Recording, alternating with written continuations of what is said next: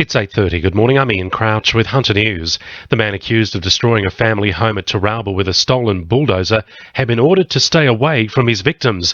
The 48-year-old, who's a former family friend, had an AVO out against him. He'll face Newcastle local court today over yesterday's rampage, where he allegedly flattened a house and 4 cars, forcing those inside to run for their lives. 56-year-old Deborah Kerr has told NBN she and her 2 daughters, aged 15 and 20, had been asleep when she heard a commotion outside their rented home. And that's when he picked the bucket up and started to go for the house, and we just run straight out the front door. Police are stepping up the investigation into the disappearance and suspected murder of Belmont woman Carly McBride. The 31-year-old mother of 2 was last seen on Calgaroo Avenue at Muswellbrook in September last year. There's been no sign of her despite an extensive search. Her parents will today issue a public appeal for information to solve Carly's disappearance.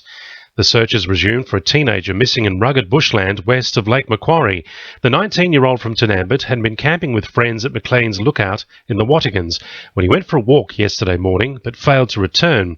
Sergeant Dave Rose says the dog unit, the Special Casualty Access Team, Volunteer Rescue Association and Police Rescue Squad have returned to the area this morning. Now, that search was concluded last night due to darkness, but will resume this morning.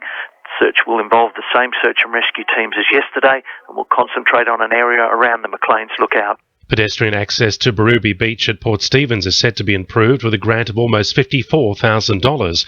The grant, delivered via the New South Wales Government's Community Building Partnership Program, will improve safety for beachgoers. The new pathway will have a reduced gradient and will include a new handrail along the length of the path. The work is due for completion by the end of the month. The state government says the Hunter will reap the benefits of the long-term lease of the state's poles and wires. The long-awaited 4th stage of the Nelson Bay Road upgrade is one of the projects earmarked for funding. Parliamentary Secretary for the Hunter, Scott McDonald, says the vast amount of funding which will be available following the sale means the public won't be kept waiting for infrastructure projects to be completed. Instead of waiting for dribs and drabs each year, you're getting the dividends and the benefit from those networks, which will still remain in public hands, but you're getting that money up front and you'll be able to start delivering and rolling out on those projects. And former Prime Minister John Howard will have another go at firing the guns at Fort Scratchley after a disastrous attempt back in 2002. He tried and failed 4 times to get one of the guns to work during the visit after the gunpowder became wet following a shower of rain. He'll head back to the fort this afternoon for another attempt. The Howard government provided around $8 million into the fort restoration project. Sport for our sponsor, NewcastleCheapestCars.com.au.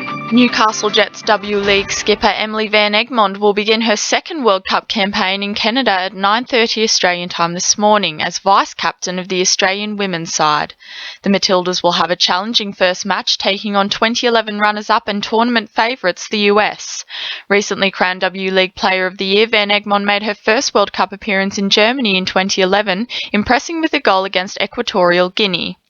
The Newcastle Rebels under-18s have defeated the Greater Northern Tigers 21-18, securing themselves a spot in the Country Rugby League final. Coach Steve Kidd has told the Herald he believes 6 of the side's players will make the push for country selection after impressive performances in the match. The Rebels will take on the Bidgie Bulls at Mudgee on June 20th, looking to secure their second under-18s Country Rugby League title in 3 years. And in surfing, Merryweather's Philippa Anderson has finished 5th in the women's division and 5th with Australia at the ISA World Surfing Games in Nicaragua, Central America.